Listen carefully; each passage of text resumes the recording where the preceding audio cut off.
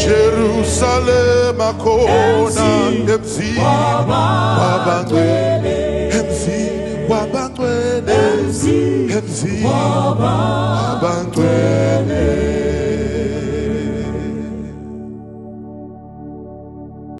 Toda kumuchingamidzai vaka zvakare vana vaMwari apo muri kuita zvakanaka nekuteerera soko raMwari. Mukati mezuva ranhasi toda kutaura nenyaya yakanaka yamuchaita zvakanaka kana mukaiteerera.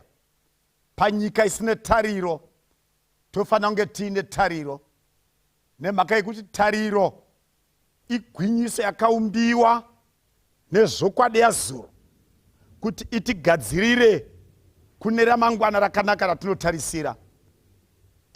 Hope is anchored on the experience of the reality of the historicity of yesterday, so that it brings us to our expected tomorrow. Kwatichararama upenyu wakanaka, zvakanaka pazuva ranhasi, nemunguva ino, nemunyika ino, nemhaka yezvakatikomberedza, kuti titaure nyaya inotiyo ngatisangane pagwendo gwechinomwe. Let's meet on the 7th journey. Kana ndichitarisa nyaya iyi panyaya dzose dzimwe dzose dzingeradzikwa, iyoyo ndo nyaya. Kana paine chinhu chinotaurwa naApostle Paul, inyaya yekuti iyo ive ine tariro, kwete vanhu vese vese asi yavatsvene vose. Ndoyandakasungirwa nemachain. Tariro kwete kudzoka bedzi kwaJesu asi yekumutswa kwavakafa.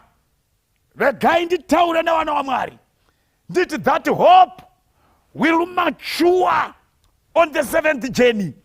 Inzendo dzakawanda dzakafambiwa navanhu panyika pano asi hadzina kwavakavaendesa. Pane nzendo dzinokwana kuita 6 dzandoda kukaunta. Dzimwe dzacho unongoti denda ivepowo, dzimwe dzacho aiwa kwete. Kwozoita 1 yandinomukoka kuti ngatisangane ipapo. Jeni number 1, kana uri kuverenga mukati mebhaibheri, rinotaura negwendo gwakafambiwa nomwe murume ainzi Enoki, aine 365 years. Akatanga kufamba rwendo, akaenda kusvika aenda. Asi parwendo urwu haana kuinda nemudzimai wake, haana kuinda nevana, akavasiya pano panyika. A good journey but yielding nothing, because yakasiya mhuri. Iyoyo journey aiwa kwete, asi Enoki tichamwana ako kudenga. I hope my Enoki havana kurasa kutenda. Journey number 2 ijeni yaunoverenga pano mwe murume agere mumusha make, rukoko rinosvika. Abraham, simuka uye ubve pauri yavakaridhiya uyeende kunyika ndichakuratidza. Abraham anosimuka, aina Sarai, aina Loti nemukadzi wake navashandi vake. Vanotora ngamera, vanotora hwai, kwakutanga kuenda vasingazivi kwaunoenda. Baba vavo Tera vakamboedza kuenda asi vakafira muroad.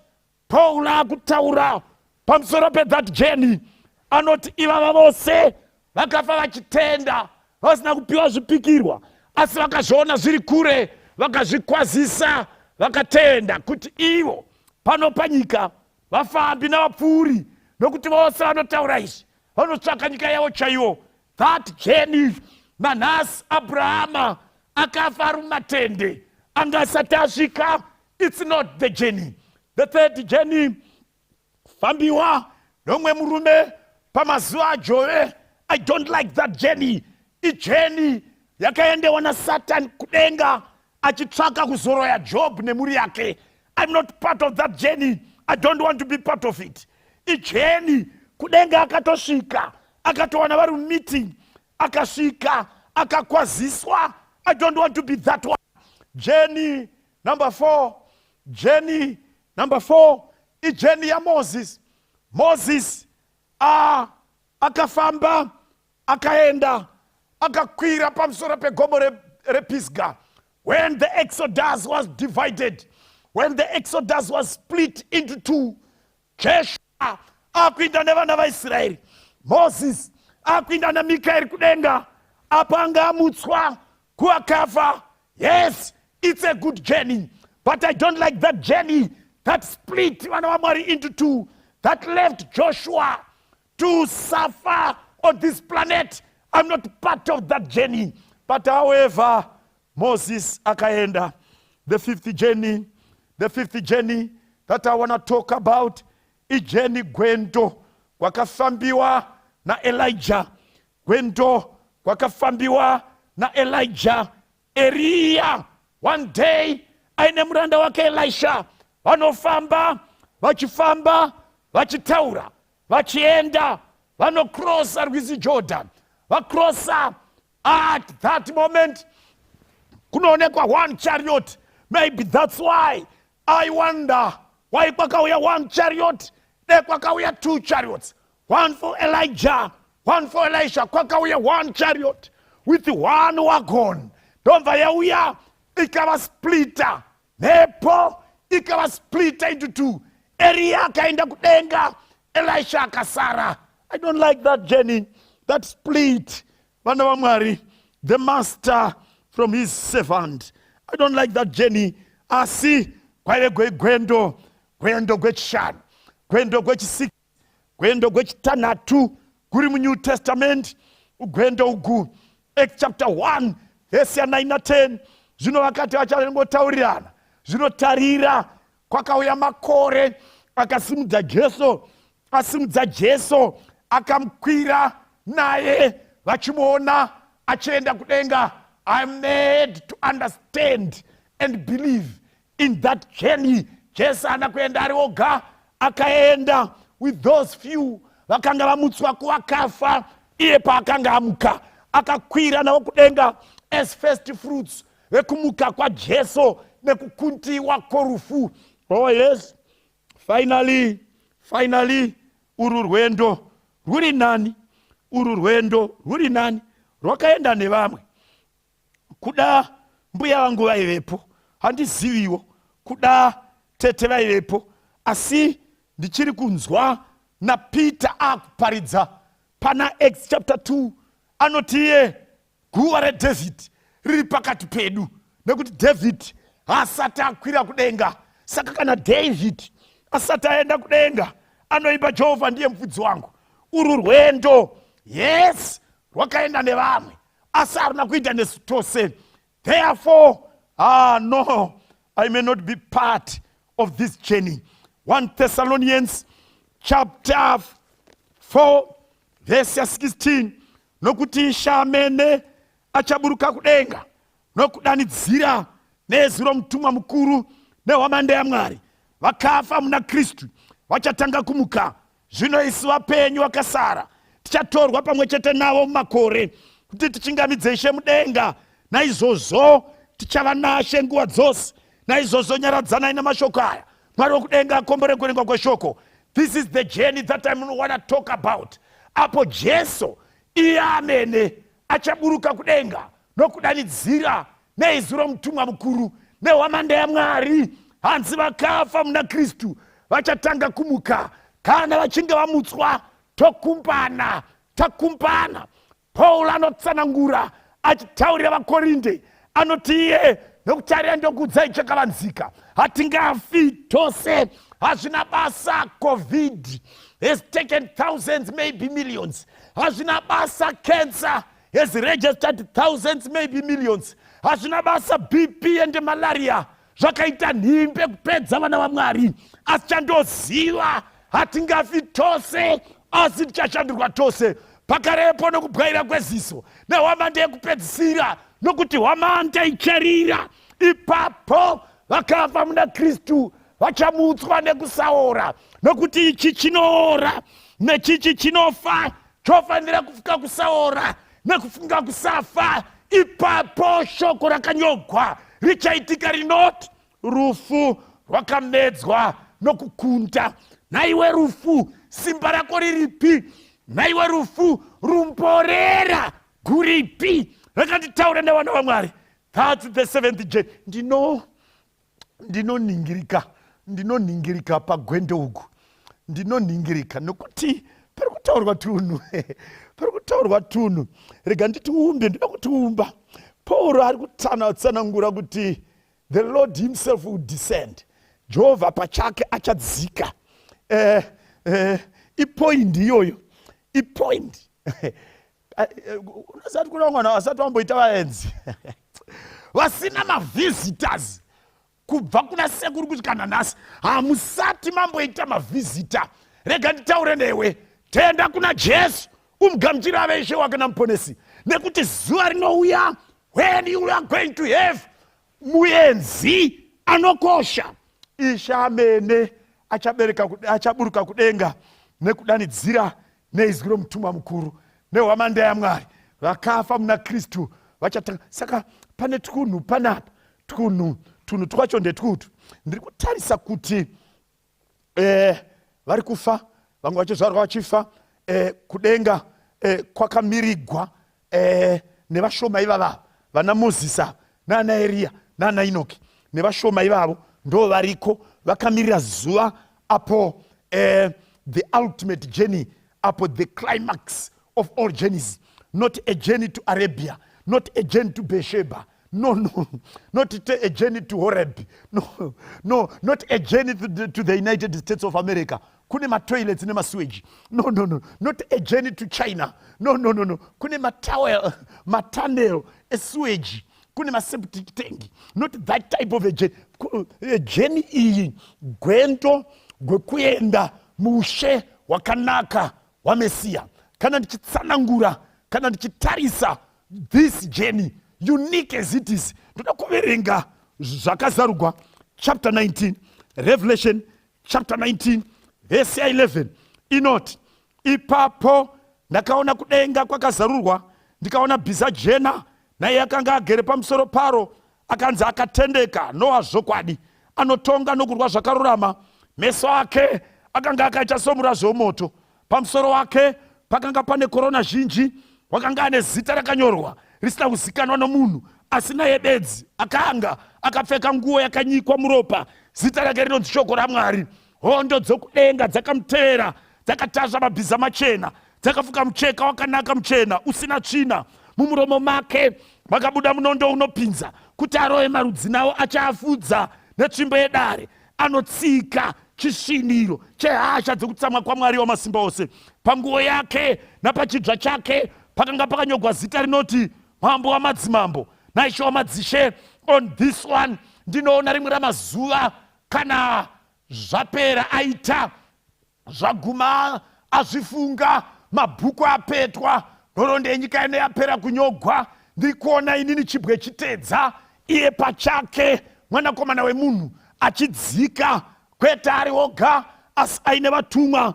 I'm very much aware kuti azouya ari ega, anenge aine vatumwa, anenge aine Gabriel, anenge aine makerubim, anenge aine maseref, anenge aine vatumwa vamapapiro matanhatu, anenge aine vemapapiro mana kana vamapapiro mairi. Ndati anenge aine vatumwa vamadhoropito, anenge aine vatumwa veminondo, anenge aine vatumwa vekuimba, anenge aine vatumwa vekubereka, anenge aine vatumwa vane simba, vanopenya semheni, vanorira samabhanangana. Paanenge achiuya ari pamusoro pebhiza jena, akagara pamusoro paro pakagadzikwa chigaro chirefu chakakwirira, akagara pamusoro paro. Sure kwebhiza kunenge kuine muswe, pamuswe iwoyo, sure kwemuswe vanoti uchiti ukasimudzwa, nzeve dzikati kwangwava, bhiza rikatarisa kwarinenge rarayirwa kuenda. Sure kwacho kune chitima chavatsvene,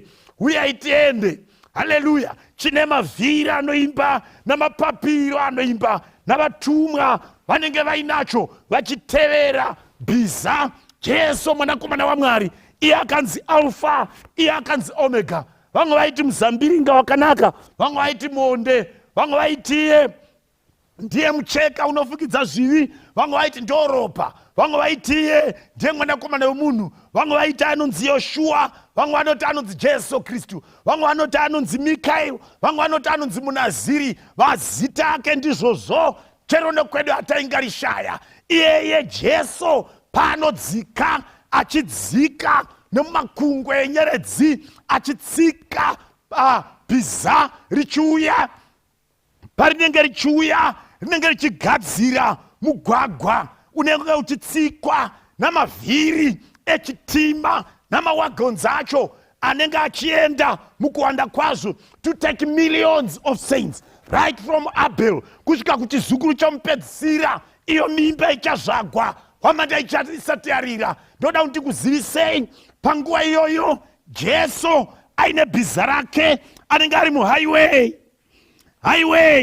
yakagadzigwa namatombo anokosha, matombo etopasi nediamond nesmaragidno, matombo eberiri nejaspa.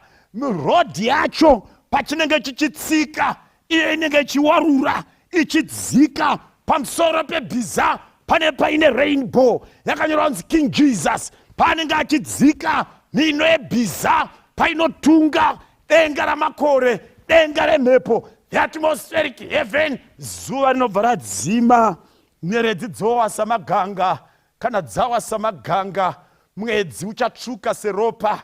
Ndo pari kunzi namupostori Paul, Ishe wedu achadzika amene nokudanidzira nehwamanda.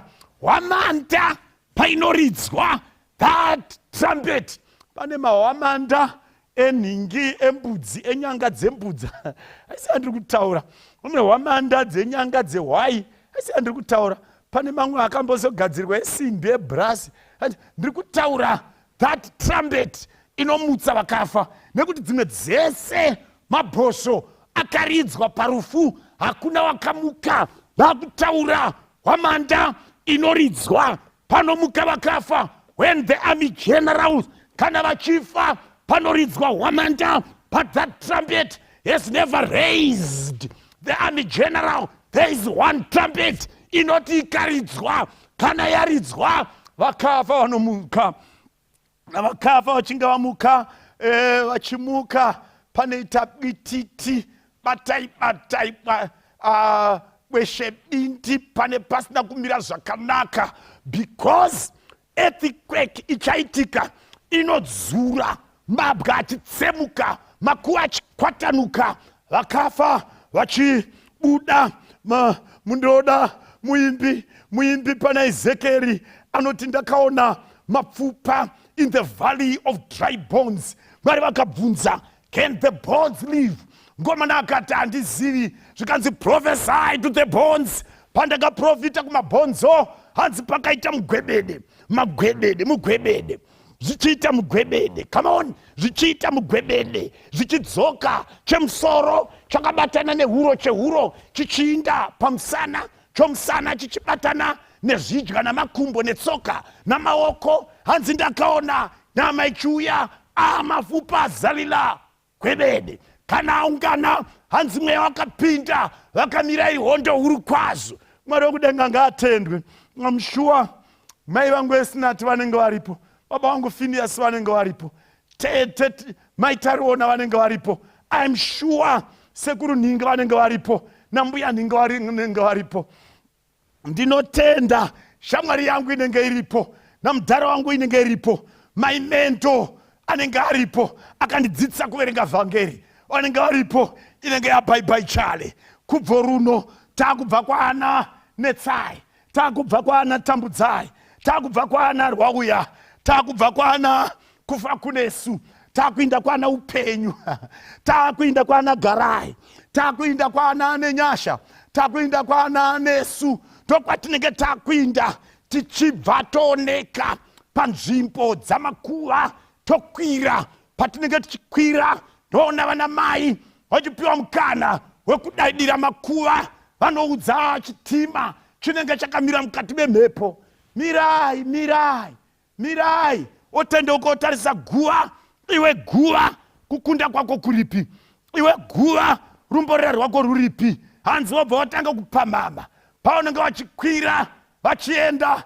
I'm very much sure Abel anenge aripo, Seti anenge aripo, Kenan anenge aripo, Enos anenge aripo, Maharare anenge aripo, Jared anenge aripo, Enoch kudenga anenge akamirira mwana wake Matusera anenge aripo, Lamek anenge aripo, Noah anenge aripo, na Shem na Hem na Jafet wanenge aripo, na Arifaksad anenge aripo, na Heba anenge aripo, na Tera anenge aripo, na Abraham anenge aripo, na Isaac anenge aripo, na Jacob anenge aripo, na Joseph anenge aripo, na Benji anenge aripo, na Judah anenge aripo, na Ruben na Isaka anenge aripo, Simeon na Zebulun vanenge varipo, Dani na Gad vanenge varipo, Asha na Simeon vanenge varipo. I'm very sure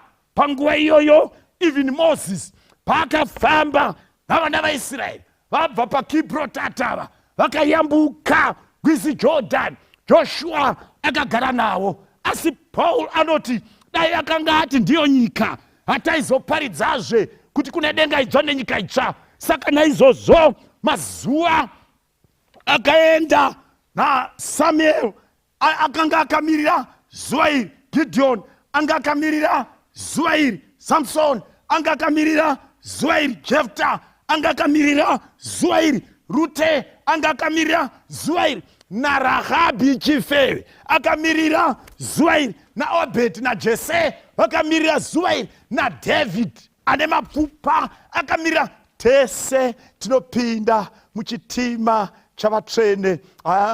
Ndakatarisa Isaiah chapter 5 verse ya 26 inotiyo simudzai mureza pagomo risina miti. 1980 18 April Zimbabwe yakutora independence yayo. Umambo wakanga wakuchinjana. Ndakaona Lord Songs, the representative of the United Kingdom, akanga aripo. Ipapo the frontline states wakanga aripo. Julius Ngalim Nyerere akanga aripo. Dati nini Mdara KK akanga aripo. Ipapo I remember Robert Gabriel Mugabe akanga aripo, with all the cadres, the faithful sons of the soil wakanga aripo. Panguwa iyoyo ndakaona vakomana vakaronga 21 gun salute, vakaronga 21 gun salute, vakanongedzera pfuti mukati memhepo. Ndakaona mireza yakuchinjana, mireza payakanga yakuchinjana, Union Jack ichidziswa chop chop.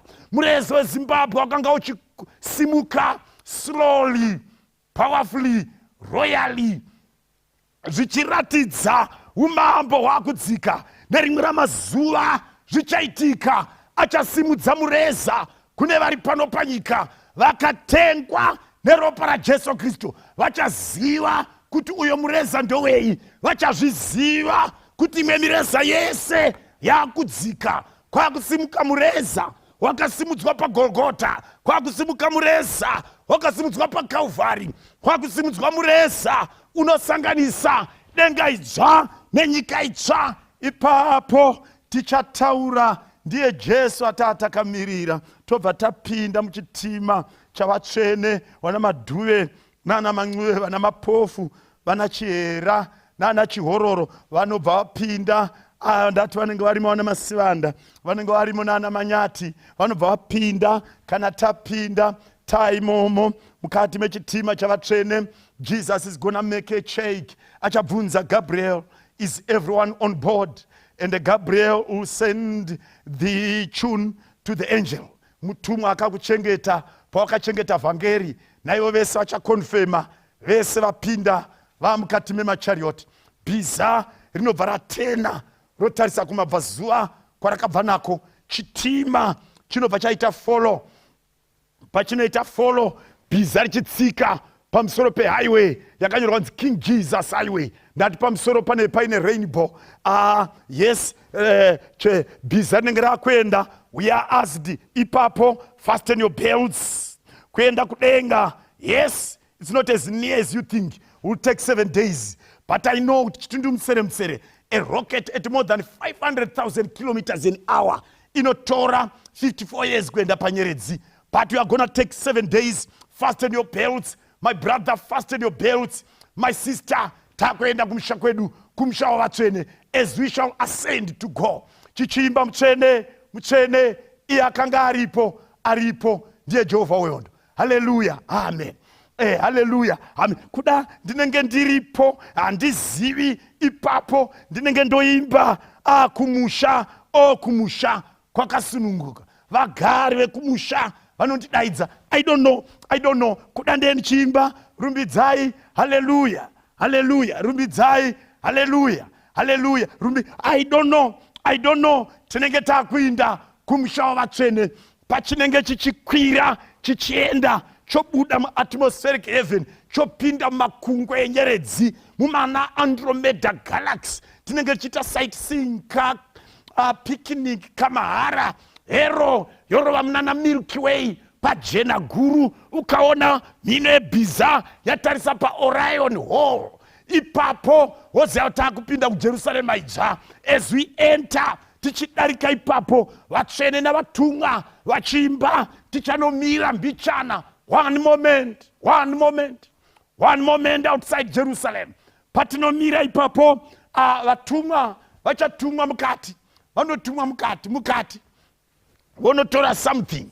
Pavanodzoka umwe nomwe ngirozi inoziva wayakachengeta, inouya necrown, crown yakagadzigwa nematombo ejasper, etopaz, ediamond. Zvichaenda nekuti iwe uri kunogara which foundation in New Jerusalem.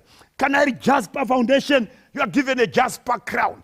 Kana iri topaz, you are given a topaz. Kana iri beryl, you are given a beryl. Kana iri crystolite, unopiwa crystolite. I don't know kuti ochapiwa tovatapfeka patinopfeka malights eJerusalem will be kindled. Anova alaita otanga kuflika pamagates eJerusalem pakanyorwa zita raRubhen naJudha naAsha naBenjamin naJoseph naManase. Pamagates eJerusalem pakanyorwa, those names are written in gold. Pakanyorwa in gold, panobva patanga kuita malights, pachita malights pamusoro pe every gate ari 12 gates. Panobva panyora kuti welcome to Jerusalem, welcome. Pachiflika welcome to Jerusalem. As panoflika Jerusalem marese robvara nemafoundation robvara lighter. Parino lighter Jesu crown yake ine all the 12 stones dzese dziri musoro make ndo crown yake. Saka inobva yareflecta Jerusalem. Kana yareflecta Jerusalem zvoreflecta pa crown yobva yareflecta pa crown yangu, maybe neyako. Kana zvareflecta back into Jerusalem. Kwabva kaita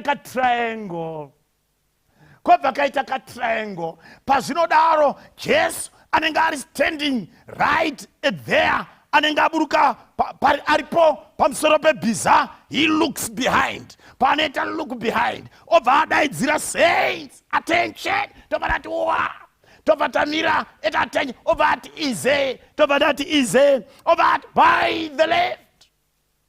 Quick march as the saints go marching in. Left, right.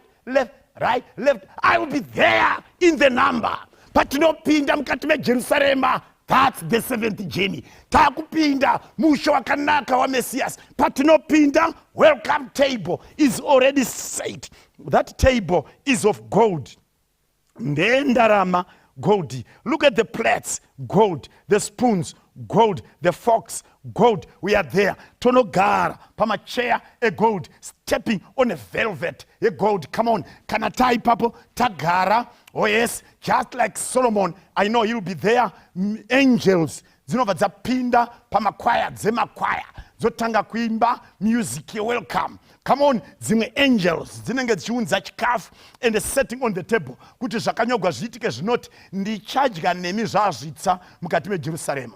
Ipapo patinoona all these things, misodzi ichatanga kuduruka kuti zvakanyorwa zviitike zvinoti ndichapisika misodzi yese pamatama avo. And zveshuwa painooma will join the angels. Then totanga kudya, tapedza kudya kadesert kachapiwa nelaya vakararama on the brink of time, at the close of probation. Vakawanikwa vari vapenyu who comprise what is called the 144,000. Ivavo vachapiwa mukana wekuimba yakafanira nyenye yabayiwa mbiri. Hallelujah, mbiri. Hallelujah. Kana vapedza kuimba, time for introductions. Yes, Adam, present say Noah, present say Abraham, present say Ningi, present say Abraham obvunzwa vana vako vapera here. Abraham panotaurwa zita raBenjamin, anobva ati vangu vapera. Jesu obva ati havasati vapera, nokuti rugwaro runoti nesuwo tiri vana vaAbrahama. Nyangu Abrahama asingatizivi nababa vake vasingatiziururi. Naizvozvo pachatanga kudaidzwa mazita madhue. Present say tapinda. Mwari wekudenga ngaatendwe. Takugara upenyu usingaperi. Ipapo time for inauguration yaJesu Kristu. As we sing that song of inauguration, inobva yaitwa the whole heaven will bow down. Kana taita bow down tichimba mutsvene iwapo aripo nekusingaperi, yakafanira nyenye. As we sing this song, angels are quiet. Come on. Angels are quiet. Seraphims are quiet. No one can talk. Only saints can sing that one. And as we do that, the whole universe, gwadama, yes, omiswa, kuti, kuzara, kwerupones, muzano, ramari, rakwaniswa. At that point, there's time to recognize the war veterans. The war veterans. Who are the war veterans? Yes, they are war veterans. Takapa mubairo ye in Zimbabwe, tikagumira parodi, hatisatapedza kuba kuvura the war veterans compensation fund. Ichavugwa, muchaona wana Zekaria, vakaita zvekuchekwa achipa chipiriso, muchaona vana Isaiah, vakaita zvekuchekwa neHaxo, akaiswa mhango wemuti, muchaona wana Simon Peter, akauraiwa kuRome, muchaona wana Paul, akagurwa musoro kuRome, ndati muchaona wana John Huss, nana Jerome, vakauraiwa. These are the war veterans. Paone muchaona vari in white garments, vaine anema red seams, kureva kuti vakadeura ropa ravo for the blood of Jesus Christ, vakachengeta kutenda. Vari kudenga ngaatendwe. Shall I talk about baba vakachengeta mukadzi nokuvimbika nekutendeka, nemurume nomudzimai akazviisa pasi pemurume wake, vachaonekwa vakamirana naSara. Ini ndinotenda kuti izvi zvichaitika. Kana zvadaro, then Isaiah chapter 62 verse 2 inobva yataura nezuva iro uchatumidzwa zita idzva, zita rako harichazonzi musiyiwa kana kuti dongo, asi uchatumidzwa Hevhizibha nenyika yako Beulah, nokuti hauchazosiyiwi zvekare. Uchaona muponesi wako nekusingaperi. Mwari kudenga ngaatendwe. Then Isaiah chapter 35 verse 8 inotiyo, then tichafamba mumugwagwa, munzira isingafambi wakasviba asi nzira yavatsvene, muna Glory Avenue, muna Hallelujah Street. I will meet you there on the 7th Jan when all is said and done. Mwari wokudenga akukomborere. This is the hope of the saints, apostle and prophet, Old and New Testament, inside and outside. Kune vese vakatenda kuna Jesu. Neni ndinomukoka. Accept Jesus as your personal savior. Mwari ngavakukomborere. Baba wedu ari kudenga tomutendai nokuti muri Mwari. Tine tariro iyi, hongu utsi wapfungaira, hongu nyika yanganduma, hongu zvinochemedza misodzi ndonhaka yedu. But kwasara one more journey,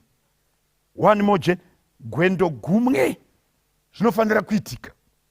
Chinoora chopfeka kusaura, kutambudzika koshandurwa ove mafaro, kufa kwova upenyu. Takatarira kuna Jesu. Gamuchirai vana venyu vanokugamuchirai saishe namuponesi wavo muzita raJesu. Amen.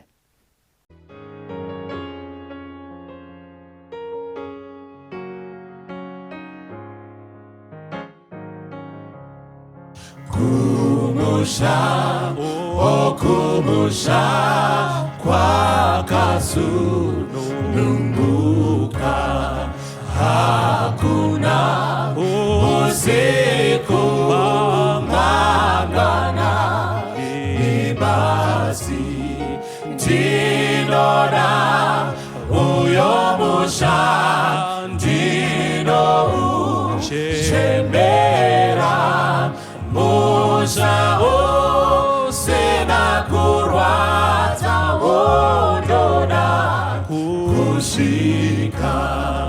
Musha usina kurwadza, wondoda kusvika. Tenzira rikumusha ndengiro zidzake, hakuna chitemayo kana nezviedzo, zviyodze kumushayo ndodzinzwa munzeve kuti ndo